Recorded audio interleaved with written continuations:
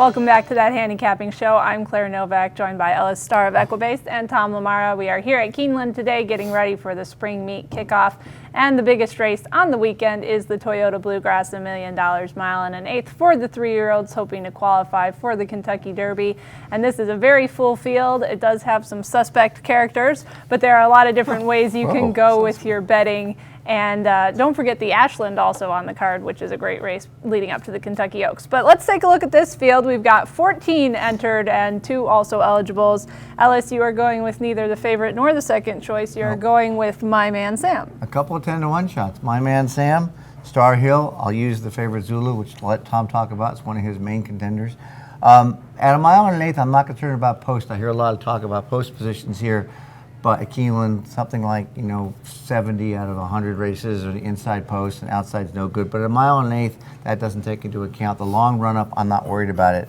My Man Sam ran second to Matt King Cole, was running in the wood on Saturday as well, and he ran very well. He went from a 108 Equibase speed figure breaking his maiden to a 110. He's moving forward. He's got Chad Brown, Julian Leperoux. Comes from way back, so that's another reason not to concern myself with the post.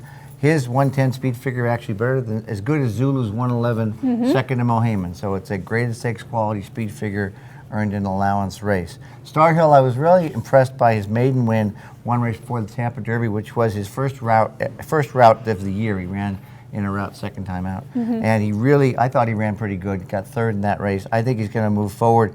He's a half to a multiple stakes winner named Lake Court, so I'm not worried about the distance there. And Zulu, of course, is a horse that we have to consider for Todd Pletcher.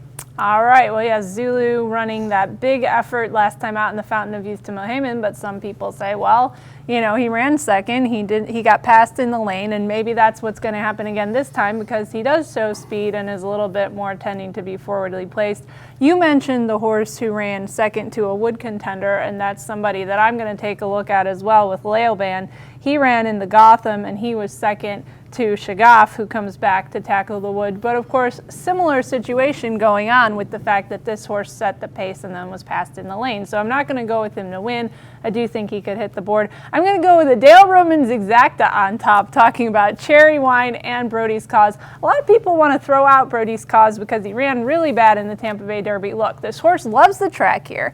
He won the Claiborne Breeders' Futurity here. He ran third in the Breeders' Cup Juvenile here. I think this horse is still going to run a big race. I don't know if he's going to win or not, but I fully expect him to hit the board. Tom, who are you looking at in here? And then I'll circle back to talk about I went with the same 2 horses that you did. Handicapping this race more than 2 days in advance without knowing how the track may be playing.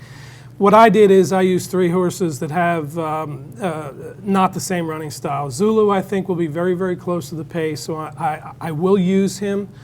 But I think Cherry Wine, his race in the Rebel, he had a bad trip, still raced well. I would expect him to be closer, and he does need some points badly, so this is his race to get them. And then Brody's Cause, I drew a line through the Tampa Bay Derby. I just don't believe it. Again, though, these are horses that will probably need to work through traffic, but and they need to improve. That's how I saw it. Yeah, I think they need to improve just because Cherry Wine and Brody's Cause are both less than 100 Equibase speed figures lifetime, and the ones we talked about, even Laoban's a 108. So I just think in terms of improvement they need, but they can. 3-year-olds can go. Yes, and definitely with Cherry Wine, he got way too far back in the Rebel, and you've seen his races where he has won by an increased margin that he has sat closer to the pace, although not on it or directly off of it. So I like that fact that he can come a little bit off of the pace and get the job done here. Now, a big weekend of racing, not only at Keeneland, we've got the Santa Anita Derby, we've got the Wood, like we mentioned, we've got 3-year-old fillies, we've got 2 Breeders' Cup winners coming back in the Madison here, which is arguably one of the best races of the weekend. So